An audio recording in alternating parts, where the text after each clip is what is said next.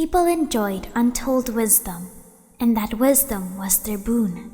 Their prosperity brought pride and ambition, and the mind to question. So they questioned the heavens' authority. This is an excerpt from the Prayers for Wisdom artifact set, in which humanity questioned the heavens for how long their prosperity would last. What this story entails is that curiosity killed the cat, and that knowledge is seen by gods as both an asset and a threat. And humanity, at some point, understood that, which is why the ancestors of the Sumeru Akademiya created the Six Cardinal Sins. Today, I want to break down the 6 cardinal sins of wisdom and how these have actually been broken in not only the history of Genshin, but also in the stories of the characters we know in present time. So today, welcome to how Teyvat committed the 6 cardinal sins of wisdom, where I will be analyzing and breaking down the self-imposed limitations to knowledge. Now, I know that al-Haytham's questline is eventually going to have this topic based on the 3.4 trailer, but I actually wanted to talk about this topic in 2 videos. This video is meant to be theorizing the background setting for this entire topic, while the one that will be released after al-Haytham's story quest, well, you'll just have to see. But anyway, let's begin. We first need to understand what even are the 6 cardinal sins of wisdom, and what they stand for. The 6 cardinal sins were first introduced in Cyno's character story as a self-imposed limitations set by the previous sages of the Academia. This is the excerpt. To prevent researchers from being devastated by their own knowledge, the sages laid out 6 cardinal sins. They held that all the crimes in this world derive from these 6 sins. The first is to interfere with human evolution. The second is to tamper with life and death. The third is to delve beyond the universe. The fourth is to investigate the origins of words. The fifth is to revere gods without acts of devotion. The sixth is to divulge secrets without a hint of fear. Since then, the sages have been introducing new rules and regulations according to these 6 deadly sins, while amending and revising old ones. Now, we have to put our limitations to these sins.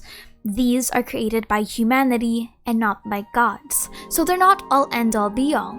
Furthermore, Cyno's story mentions that as time passed on, these 6 cardinal sins were eventually forgotten, but nevertheless, they do serve as a very accurate warning of what not to do. So let's begin. The first is to interfere with human evolution. Teyvat's world runs on the system that everything has its place, and amongst that is the prospect of growth.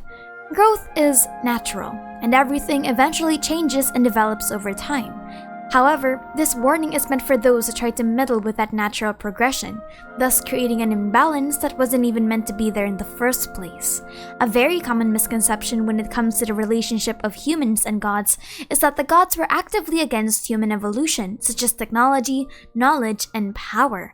But that is not completely true. The heavenly envoys once first saw and meddled with humanity to deliver celestial blessings and messages. However, there came a time that they simply disappeared, and were allegedly punished according to the goddess of flowers. So, the Academia advises against trying to meddle with human evolution. In our current history, we see this interference with human evolution, or more specifically in terms of strength and power, best seen through Dottore and his mad fascination of disrupting his own growth and evolution.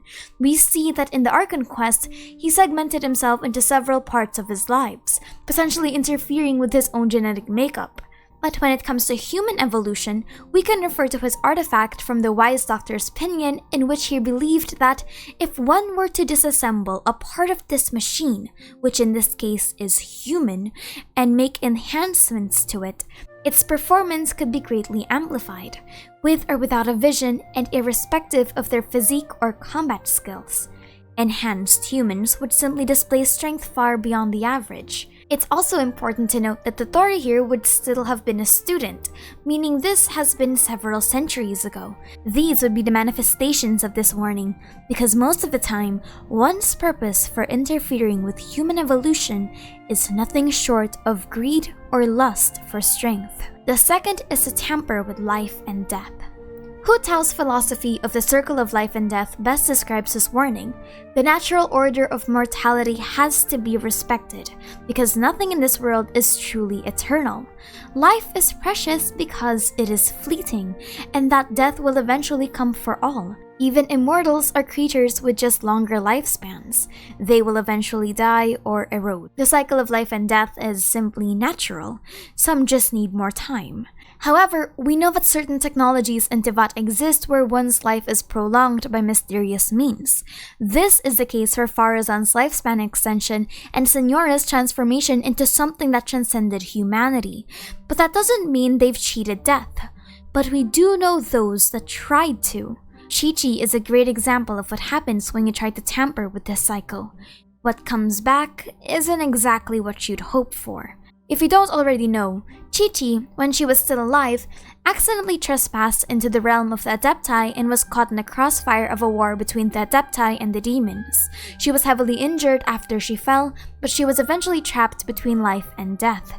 However, the Adepti could not bear to let her die, and even imparted to her a portion of their strength, meaning to bring life back into her body. While their intentions may be pure, Chi-Chi was still a byproduct of a very taboo practice, to the point that she herself is known as an undead.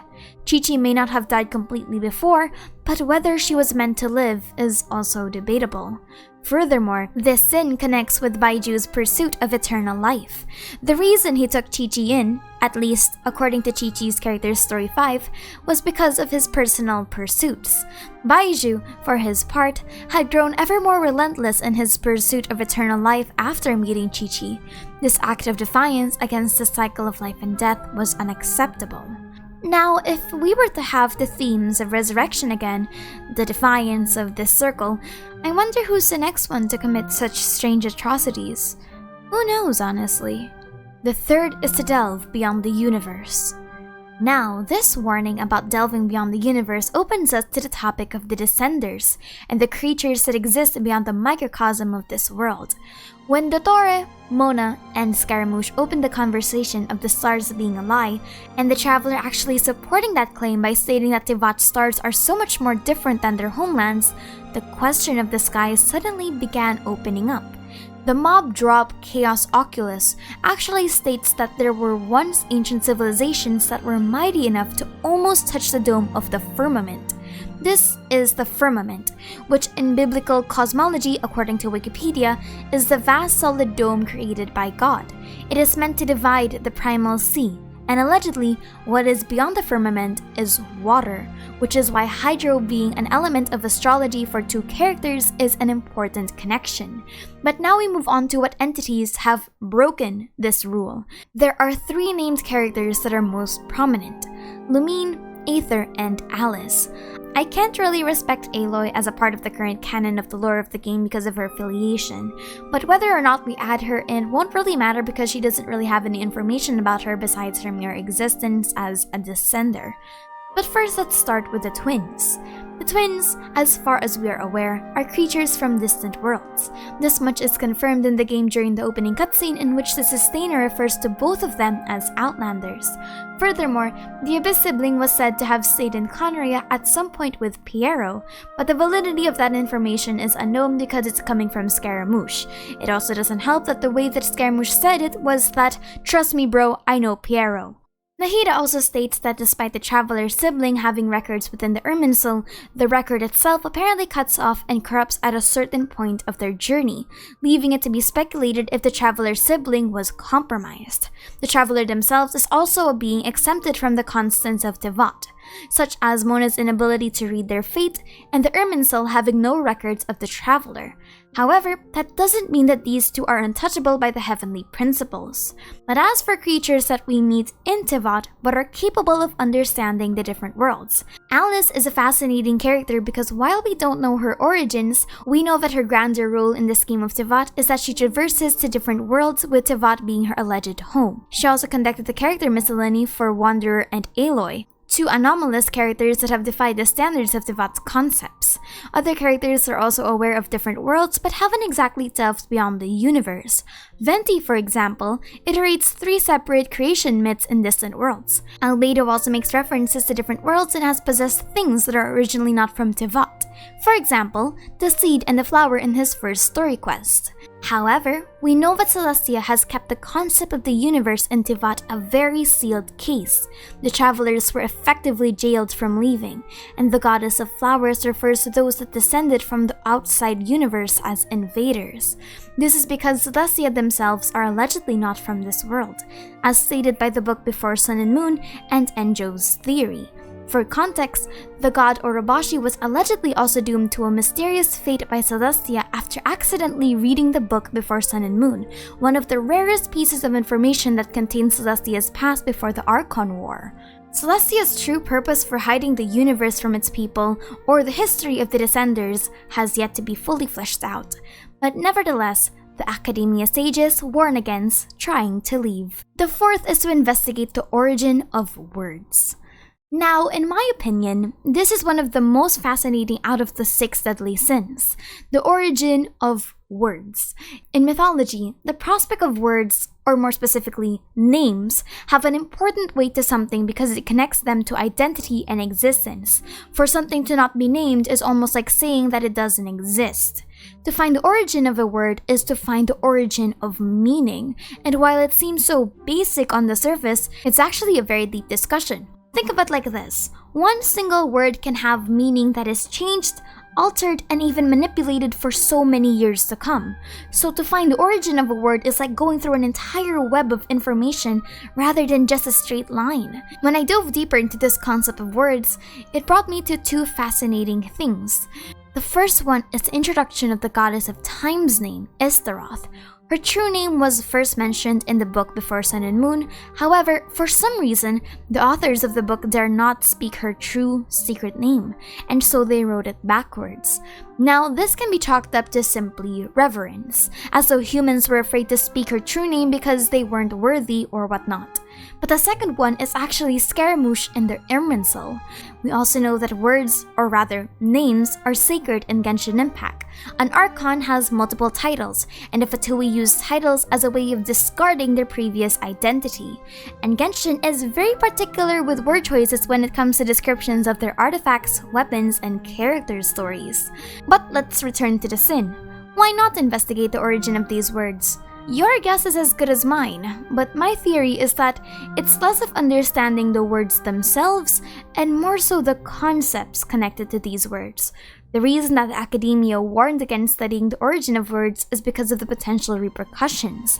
Maybe humanity just isn't ready to know certain words or maybe understand certain things. By going through this whole string of research to understand the origin of a word, a person is eventually going to find something much more divine than they bargained for.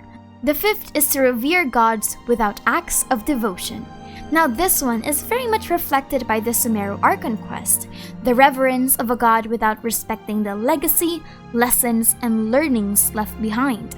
This sin is very well seen with the lunatic sages of the Academia who preached about the Greater Lord's wisdom, while simultaneously neglecting Lesser Lord Kusanali and having an unhealthy perception of what knowledge and wisdom are. It is also fascinating that the sages were actively against Nilu's dance during the Sub-Zero festival, a presentation that is meant to show devotion to 2 gods that played an important role in Sumeru. Now, I will admit, this sin is very vague. Not everyone in Teyvat even respects their god equally, but we have to put this into the perspective of Sumeru Akademiya sages whose entire lives revolve around wisdom. It's possible that this is a warning to pursuing divine knowledge and fealty to the god without actually acting upon it. Consider it like going to a church, praising the name of the Lord, without actually doing any of the good deeds that you're supposed to do. It's just an empty show of respect. Another great example of this actually is an incident in the Inazuma Archon quest.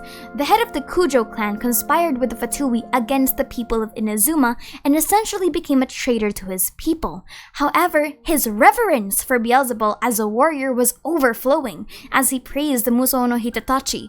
He believed that no one can contend with the supreme power of the almighty Raiden Shogun, yet failed to actually act upon that reverence. It was a moment of blind and manic loyalty that in the end was utterly useless and downright dangerous. And last but not the least is the sixth, which is to divulge secrets without a hint of fear. The biggest takeaway from all of this, from the first to the fifth sin, is that knowledge begets the mind to question. The greatest of civilizations have fallen to mortal arrogation, in which they thought that at the apex of their prosperity, they could just consume. And when that knowledge, those divine secrets, became too much for them to handle, they broke apart. Divulging secrets without a hint of fear is a destiny doomed to fail. It's your own ego and hubris that blinds you to the greater repercussions of how that knowledge, those secrets that you gained, can affect you and the people around you. The civilization of Conria, the sages of the Academia, and the fall of the Desert Kingdom are some good examples. Those who are truly knowledgeable are afraid because they understand the dangers of knowledge. They respect that some things are meant to be secret, and that fear is a way of controlling recklessness and arrogance. The Six Cardinal Sins are meant to warn humanity from going too far. While prosperity and wisdom is a noble goal, these sins remind us to know our place. I want to end this video with one quote from the Goddess of Flowers that summarizes these sins best. "Inquire not of the mysteries of the sky and the abyss. Otherwise, as shown by the nail of retribution, certain calamity and sorrow shall follow." My name is Aster and thank you for chilling with me.